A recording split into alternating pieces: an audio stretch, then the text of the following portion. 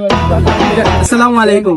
আমরা আমনি বাজারও গরুর হাট আলহামদুলিল্লাহ আয়োজন করা হয়েছে, খুব বিশাল করে, খুব ভালো লাগলো। ইয়া খুব সুন্দর মনোরম পরিবেশের মাঝে, তো আপনারা লগে থাকা সবকিছু দেখতে পারবেন। চলো ভাইটা খবরে খান দেরি হইয়া যায়, আতু লাগে ঈদের নমাজ ভরিও হালায়। ভাইটা খবরে খান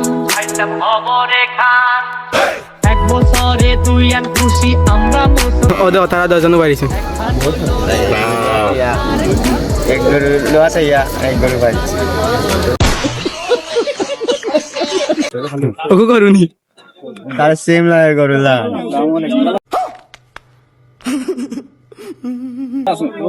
আরে বানিয়ে তৈলে আনবাইলেও যাইব 2-3 লাখ টাকা যাইব।